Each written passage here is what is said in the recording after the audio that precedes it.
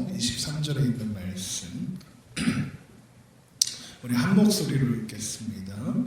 예수께 대한 이 소문이 온 유대와 사방에 두루 퍼지니라. 요한의 제자들이 이 모든 일을 그에게 알리니 요한이 그 제자 중 둘을 불러 주께 보내어 이르되 오실 그이가 당신이 오니까 우리가 다른 일을 기다리오리까 하라 하매 그들이 예수께 나아가 이르되 세례 요한이 우리를 보내어 당신께 여쭈어 보라고 하기를 오실 그이가 당신이 오니까 우리가 다른 일을 기다리오리까 하더이다 하니 마침 그때 예수께서 질병과 고통과 및 악귀 들린 자를 많이 고치시며 또 많은 맹인을 보게 하신지라.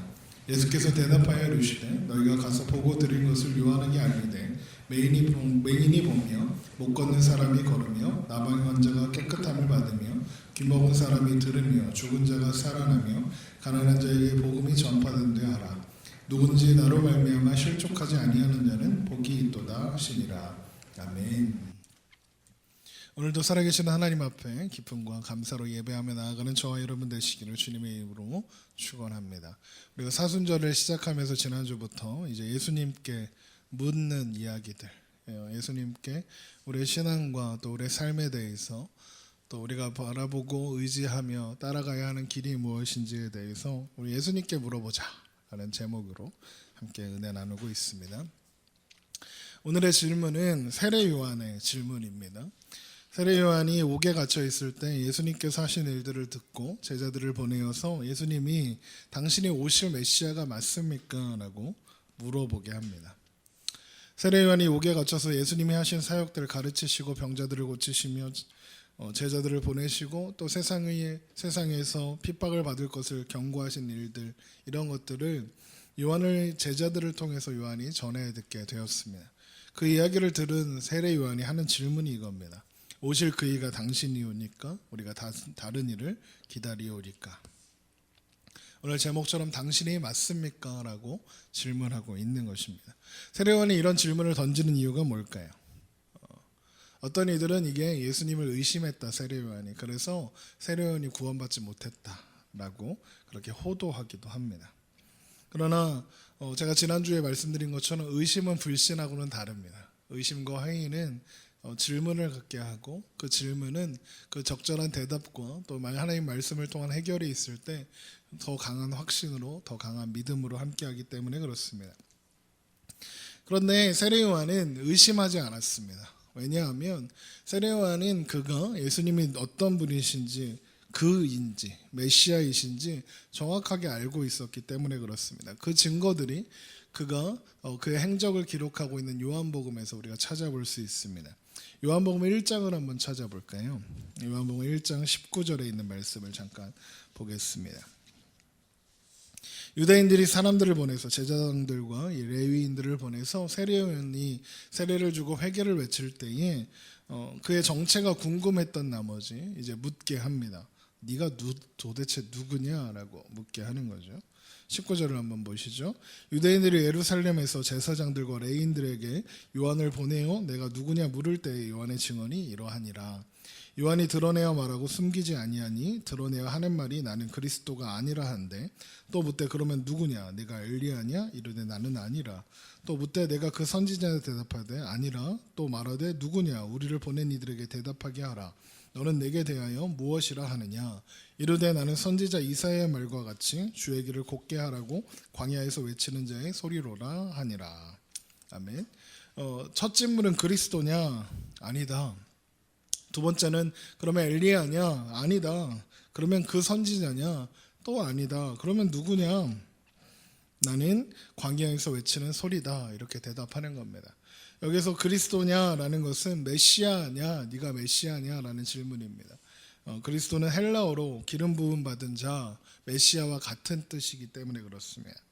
또 엘리야냐라고 묻는 것은 말라기서에 하나님께서 마지막 때에 엘리야를 보내시겠다 하셨던 예언, 그가 와서 아버지의 마음을 자녀에게 돌이키게 하고 자녀의 마음을 그의 아버지에게 돌이키게 하는 그 사역을 맡을 선지자를 보내시겠다라고 약속하셨는데 네가 그 엘리야로 온 것이냐라고 묻고 있는 거고요. 또 그 선지자냐라고 묻는 것은 여기서 그가 붙었다는 게 중요한데 선지자냐 묻는 게 아니라 그 선지자, 특별한 어떤 존재가 있다는 거죠. 그 선지자는 누구냐 하면 신명기 18장에서 모세가 하나님께서 나와 같은 선지자 하나를 보내실 것이다 라고 하셨는데 그 선지자를 의미합니다. 그거냐 그러니까 아니라고 하는 겁니다. 그럼 도대체 넌 누구냐 라고 물으니까 그제서야 나는 이사야에 예언되었던 광야의 주의 길을 예비하러 온 광야의 소리다 라고 대답하는 겁니다. 세례 요한은 자신이 메시아의 길을 예비하러 왔다는 자신의 역할을 정확하게 알고 있었습니다. 그리고 그 길로 메시아가 오신다는 사실도 이해하고 있었죠. 또 1장 29절을 쭉 내려가서 보시면 이튿날 요한이 예수께서 자기에게 나아오심을 보고 이르되 보라 세상죄를 지고 가는 하나님의 어린 양이로라 하여 예수님을 바로 알아보았습니다. 그가 메시아이신 줄 알고 있었습니다. 그리고 예수님께서 메시아로 이 땅 가운데 오셔서 하셔야 하는 일이 하나님의 세상죄를 지고 가는 하나님의 어린 양의 역할을 하셔야 한다는 것도 알고 있었습니다. 사실 이것은 당시에 메시아에 대한 이해라고 보기에는 상당히 파격적인 것이었습니다. 왜냐하면 유대인들은 메시아가 이스라엘 민족을 국가적으로, 그러니까 군사적으로, 정치적으로 구원해 줄 존재로 기대했기 때문에 그렇습니다. 그러니까 독립을 이루어낼 절대적인 그 권한과 힘을 가지고 로마로부터 자신들을 구원해줄 백마 타고 오는 정복자의 모습으로 상상했기 때문에 그렇습니다. 그런 기대 속에서 세례 요한만이 거의 유일하게 하다시피 예수님은 메시아는 죄의 문제를 해결하러 오신다라고 선포하고 있는 것입니다. 또 30절을 보십시오. 내가 전에 말하기를 내 뒤에 오는 사람이 있는데 나보다 앞선 것은 그가 나보다 먼저 계심이라 한 것이 이 사람을 가리킴이라 해서 세례 요한은 예수님이 하나님이신 것도 알고 있었습니다. 그가 나보다 먼저 계신 분이다 라고 하나님이라는 것을 알고 있었습니다. 또 세례 요한이 세례를 주면서 뭐라고 선포했습니까? 회개하라 천국이 가까웠습니다. 그러니까 세례 요한은 메시아가 오셔서 그리스도가 이 땅 가운데 오셔서 이루실 나라가 정치적이고 군사적인 나라가 아니라 죄의 문제를 해결해야 세울 수 있는 나라, 죄의 문제가 해결되어야 세워지는 나라라는 걸 정확하게 알고 있었습니다. 그래서 오실 메시아가 어떤 분이고 예수 그리스도가 누구시고 그가 오셔서 세우시는 하나님의 나라가 무엇인지 이미 알고 있었던 것이죠. 그래서 요한복음 3장에도 가보시면 예수님께서 세례 요한에게 세례를 받으시고 이제 나가서 세례를 베풀고 하셨거든요. 사역을 시작하셨는데 그 모습을 본 요한의 제자들이 아마도 그 자신의 세력들을 뺏긴다고 생각했는지 세례 요한에게 와서 대책을 마련해야 하지 않습니까? 당신에게 세례받은 그 사람이 지금 사람들을 끌어모아서 세례를 주고 있습니다 라고 묻는 겁니다. 그래서 3장 27절에 세례 요한이 그 말을 듣자 이렇게 대답합니다. 요한이 대답하여 이르되 만일 하늘에서 주신 바 아니면 사람이 아무것도 받을 수 없느니라. 내가 말한 바 나는 그리스도가 아니요 그의 앞에 보내심을 받은 자라고 한 것을 증언할 자는 너희니라. 신부를 취하는 자는 신랑이나 서서 신랑의 음성을 듣고 친구가 크게 기뻐하나니 나는 이런 기쁨으로 충만하였노라. 그는 흥하여야겠고 나는 쇠하여야 하리라 하니라. 세례 요한은 정확하게 알고 있었습니다.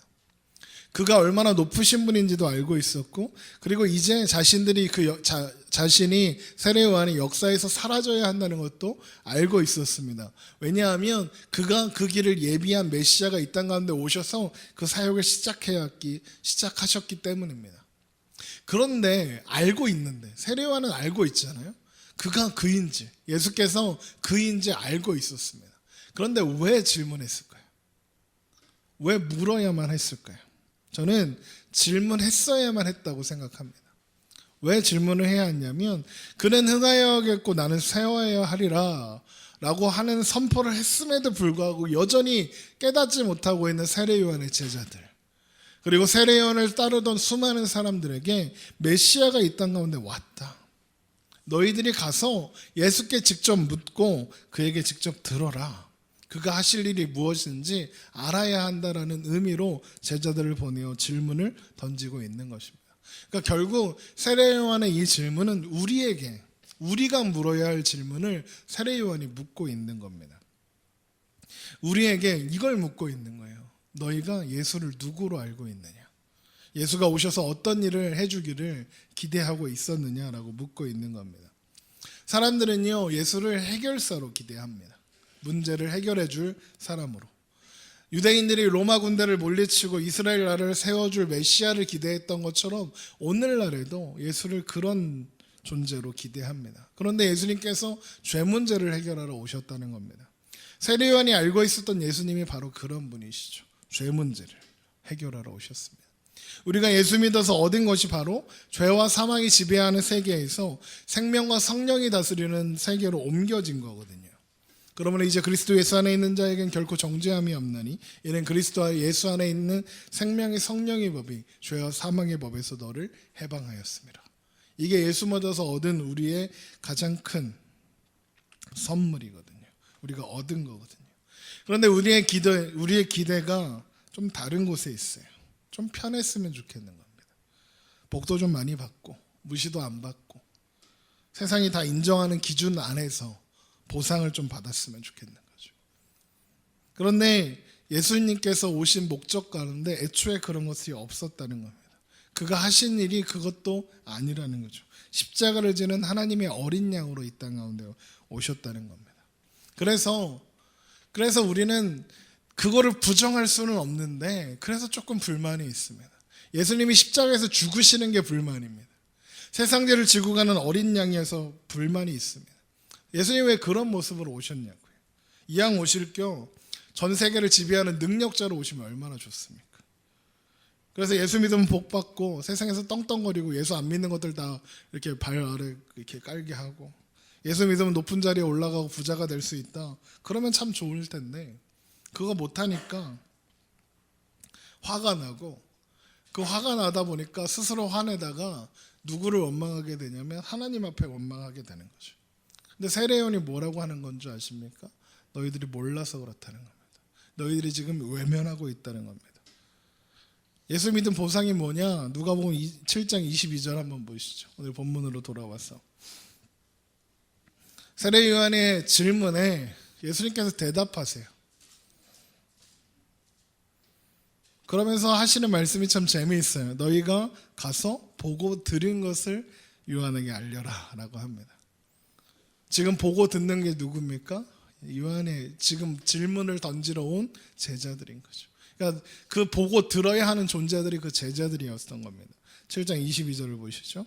예수께서 대답하여 이르시되 너희가 가서 보고 들은 것을 요한에게 알리되 맹인이 보며 못 걷는 사람이 걸으며 나병한 자가 깨끗함을 받으며 귀먹은 사람이 들으며 죽은 자가 살아나며 가난한 자에게 복음이 전파된다 하라. 이 말씀은 예수님께서 이 땅 가운데 오셔서 나사렛의 회당에 들어가서 이사야의 글을 펴서 읽으시고 이 일이 이루어졌다, 내가 이 일을 이루러 왔다 라고 선포하시는 그 장면의 말씀과 동일합니다. 누가복음 4장 18절을 한번 보세요. 누가복음 4장 18절 주의 성령이 내게 임하셨으니 이는 가난한 자에게 복음을 전하게 하려 하시리고 내게 기름을 부으시고 나를 보내사 포로된 자에게 자유를 눈먼 자에게 다시 보게 함을 전파하며 눌린 자에게 자유롭게 하고 주의 은혜의 해를 전파하게 하려 하심이라 하였더라. 같은 이야기입니다. 예수님께서 오셔서 이루시는 일이 이거인 거예요.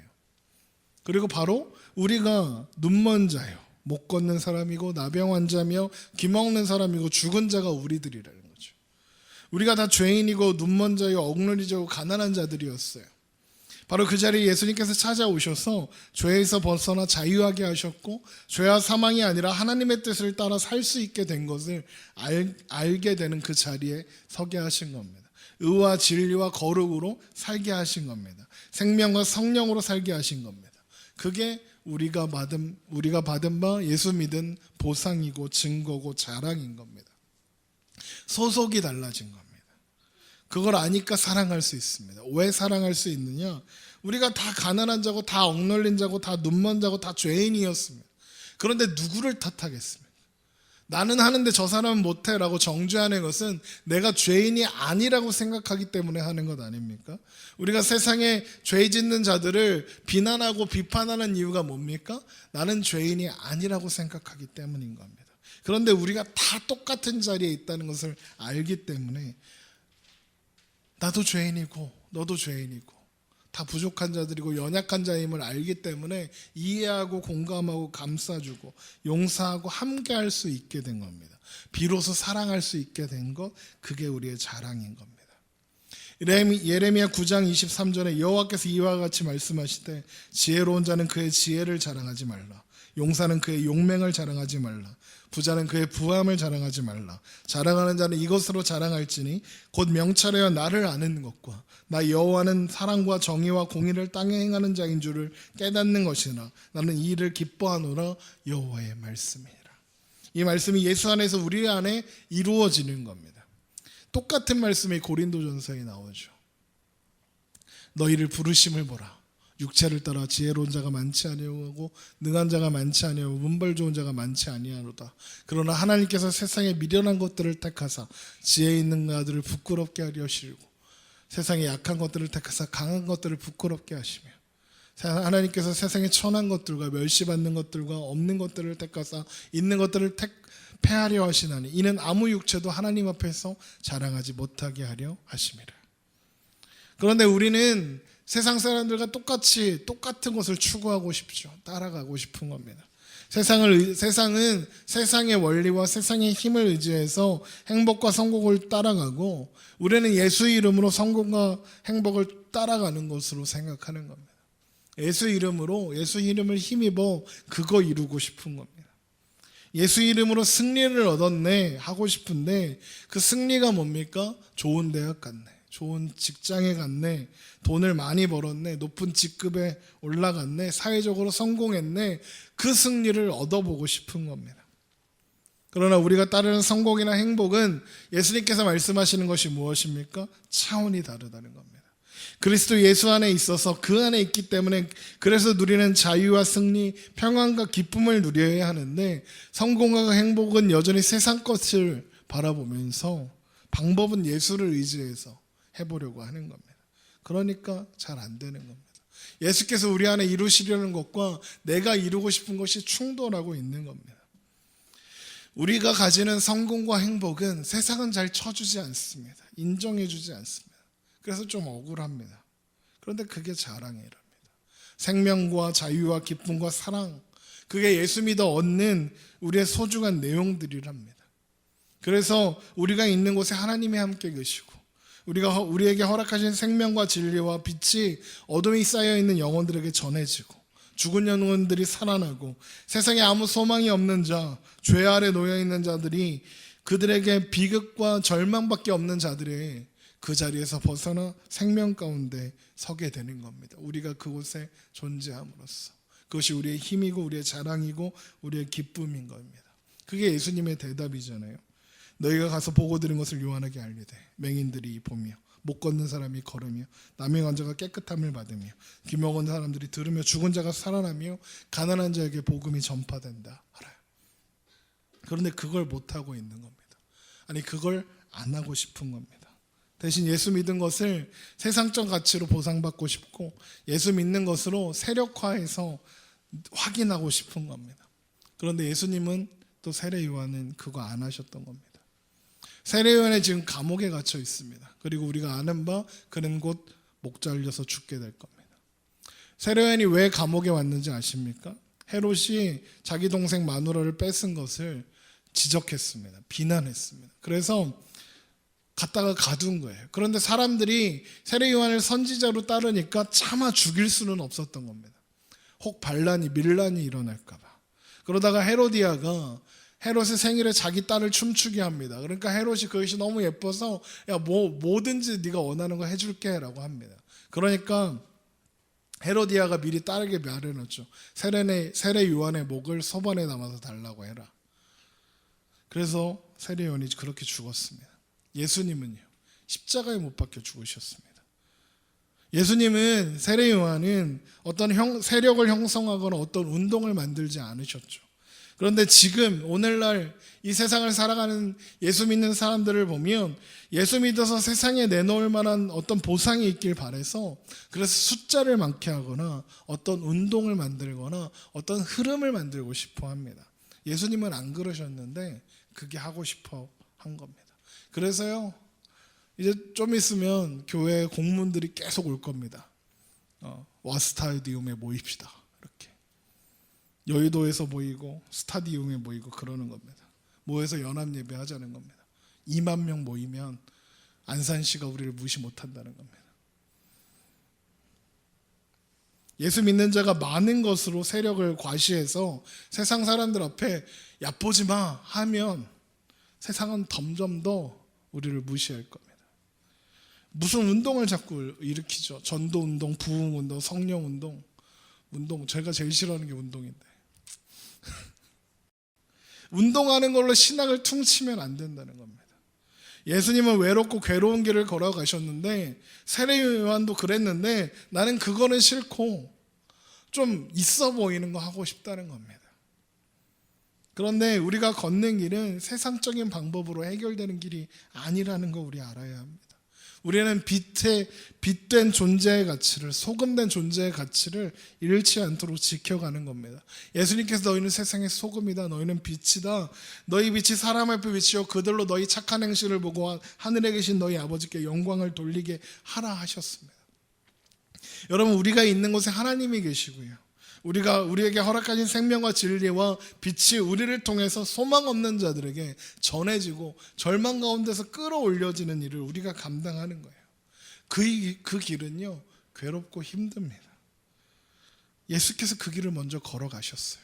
그리고 예수님 믿는 자들에게 예수님 말씀하시는 거예요. 나를 따라오라고. 당연히 세상에서 인정받기 힘들죠. 세력이 되는 일로 갈 수 없습니다. 제가 여러 번 말씀드리지만 우리는 가로등이에요. 외롭게 어둠 가운데 서 있는 가로등. 신앙은 시대나 세력이나 어떤 곳에 편승해서 가면 부패합니다. 물론 그게 편해요. 좋아 보이죠. 물 흐르듯이 살면 그게 참 좋아요. 저도 그게 목표긴 해요. 얼마나 좋아요. 물 흐르듯이. 그런데 자세히 한번 보세요. 물을 따라 내려가는 거, 그냥 떠내려가는 건 생명이 없어요. 죽어 있는 거예요. 지푸라기, 나뭇잎, 시체가 떠내려가요.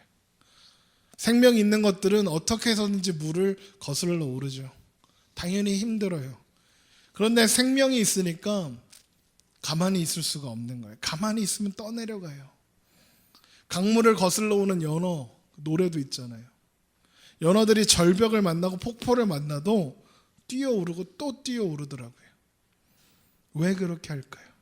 그 안에 생명이 있으니까 그런 거잖아요. 그 생명의 자기가 가야 할 그 길에 도착해서 생명의 씨앗을 그곳에 뿌려야 하기니까 목숨을 걸고 절벽을 뛰어오르는 거예요. 우리도 그렇습니다. 세상의 흐름은 우리를 밀어내요. 자꾸만 그냥 흐름대로 살라고 해요. 편하게 살라고 하죠. 그래서 신앙도 그렇게 하려고 합니다. 교회 세상 왔다 갔다 하면서 여기선 저 편 들고 저기선 저 편 들고. 얼마 전에 제가 존경하는 백준영 기영교회 이재철 목사님께서 설교 중에 그런 이야기를 하시더라고요. 잠깐 영상을 하나 볼게요. 한 여인이 보낸 한 맺힌 사연의 편지를 받았습니다. 서울 시내 모 교회를 대를 이어 섬기고 있는 그 여인의 남편도 같은 교회 장로였습니다. 하지만 오랫동안 암으로 투병한 그 여인에게 남편이 이혼을 요구하면서 아예 집을 나가 다른 여자와 동거 생활을 하고 있습니다. 그 여인은 최근에 남편이 동거녀와 함께 100주년 기념교회에서 행복하게 신앙생활을 한다는 사실을 알았습니다. 그래서 제게 하소연하는 편지를 보낸 것입니다. 편지 내용이 모두 사실이라면 오늘도 우리 교회 어느 예배실에선가 예배 드리고 있을 그 여인의 남편에게 이렇게 묻고 싶습니다. 장로님은 지금 왜 예배를 드리고 있습니까? 장로님은 무엇의 휘페레테스, 누구의 마르티스로 살고 있습니까? 말씀의 휘페레테스, 주님의 마르티스입니까? 아니면 자기 욕망의 휘페레테스요, 자기 자신의 마르티스입니까? 우리 각자는 어떻습니까?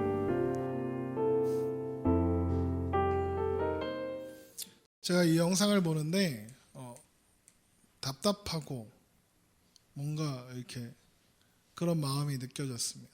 왜냐하면 여느 목회자라면 그런 분이 자기 교회에 있다고 해도 저런 메시지를 할 수가 없습니다. 제가 저 영상을 공유해서 이렇게 함께 봤으면 좋겠다고 나누었더니 어떤 분이 댓글을 다셨어요.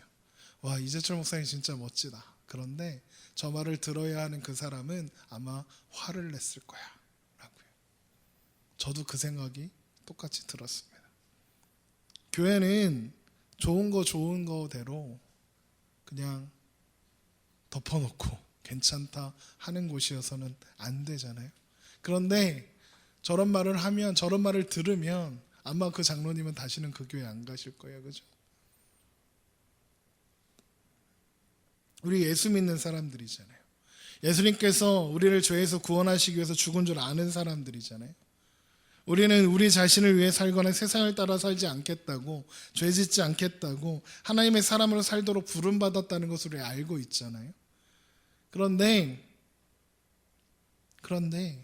저런 메시지에 우리가 와 멋지다라고 생각해도 저 메시지의 당사자가 되면 화가 나는 게 우리의 현실인 거예요.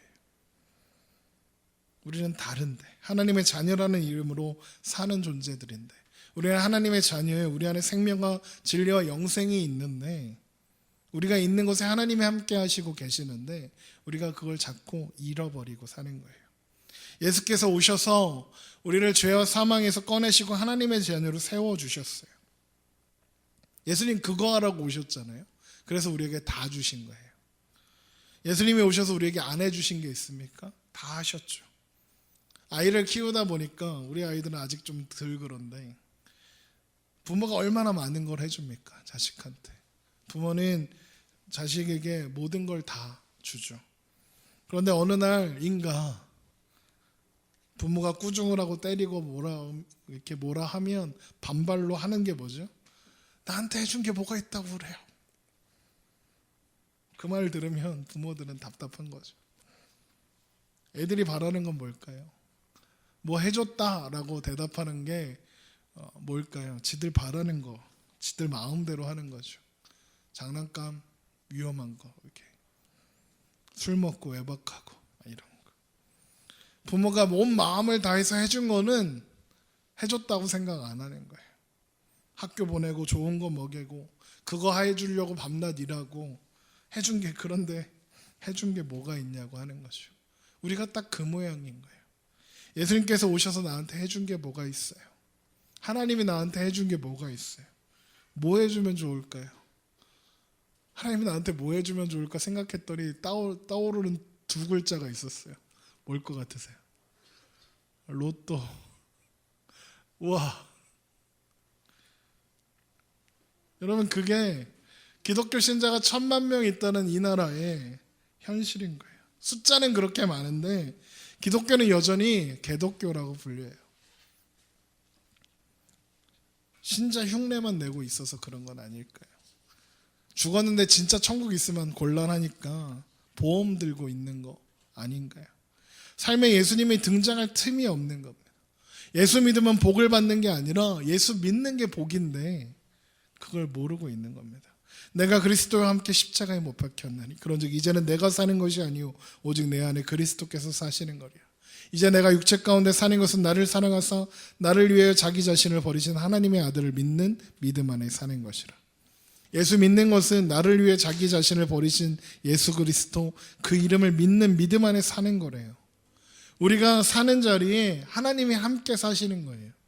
우리가 가는 곳에 하나님이 가시고 우리가 일하는 곳에 하나님이 함께 일하시는 거예요. 우리가 삶의 자리가, 우리의 삶의 자리에 하나님이 나타나시고 예수 그리스도가 증거되는 자리, 우리의 삶의 자리가 예수님께서 대답하신 것처럼 가난한 자에게 복음이 전해지고 억눌린 자가 자유하게 되며 병든 자가 치유하게 받게 되는 자유와 은혜의 해가 선포되는 자리가 되도록 하는 거예요. 아브라함에게 하나님께서 축복하시죠. 내가 너를 축복하는 자에게 복을 내리고 너를 저주하는 자에게 내가 저주하리니 땅의 모든 족속이 너로 말미암아 복을 얻을 것이라 하시잖아요. 그 약속이 우리의 것인 거예요. 우리는 우리의 가치를 좀 알아야 합니다. 우리의 특권과 그래서 우리가 가져야 하는 책임, 우리가 가지는 그 신자된 어떤 지위, 그 존재의 가치를 알아야 하고 그 삶의 자리를 살아가야 하는 거예요.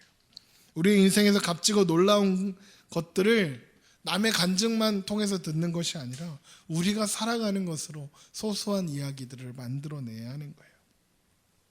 우리나라에서 간증 집회하면 간증한다고 하면 하는 이야기들이 다 그런 거예요. 옛날엔 되게 못되고 나쁘게 살았는데 이제는 내가 예수를 어느 날 이렇게 갑자기 고꾸라져서 예수를 만나고 그래서 예수 믿고 돌아왔다.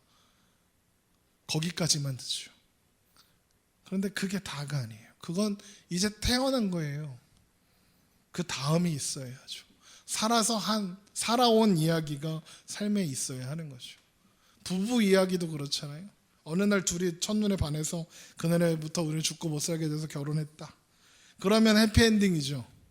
그러면 끝나면 좋은데 동화만 그렇게 끝나요. 둘이 행복하게 잘 살았더라. 그런데 결혼한 다음이 있어야죠. 결혼한 다음에 어떻게 돼요? 알고 보니 속았더라. 그런데 헤어지지도 않고 내가 어떻게 참고 지지고 볶고 너 죽고 나 죽자 유리창 한 10장 정도 깨고 핸드폰 한 10개 정도 부시고 그랬더니 지금 보니 그냥 뭐 살게 되었더라. 의리로 살고 있더라. 여전히는 서로 잘 맞지는 않지만 맞추며 살고 있더라. 그런 살아온 이야기가 있어야 하는 거죠. 그게 사람이 자라온 이야기고 성장한 이야기잖아요. 그 삶 가운데 무언가 남는 이야기가 있어야 하는 거예요. 우리는 그 삶의 이야기를 남기기 위해서 오늘도 지지고 볶고 사는 거예요. 그런데 그거 있죠. 제가 좋아하는 말씀. 너희 안에 착한 일을 시작하시니까 그리스도 예수의 날까지 이루실 줄 우리는 확신하노라. 그거 혼자 하는 거 아니라는 거예요. 같이 하시는 거예요. 끌고 가신대요. 우리는 때로 길을 벗어날지도 모르고요. 실수하고 넘어질지도 몰라요. 죄에서 벗어나서 살아야지.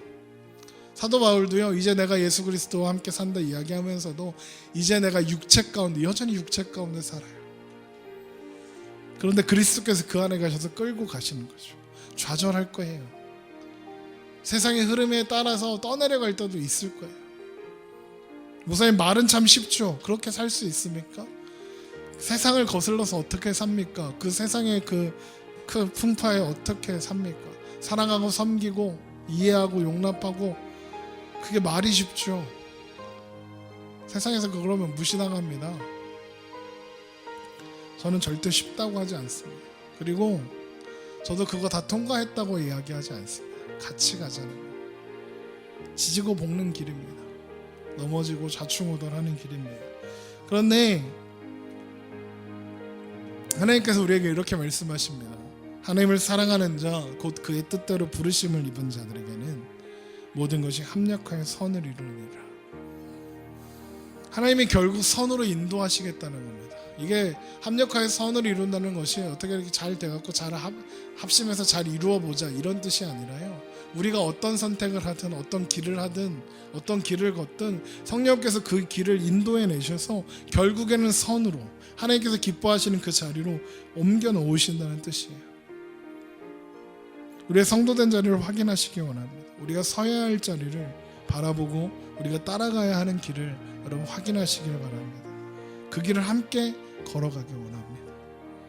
그런 오늘들을 살아내 보는 겁니다. 예수님께서 가신 그 길을 따라가고 우리 함께 그 길이 너무너무 싫어서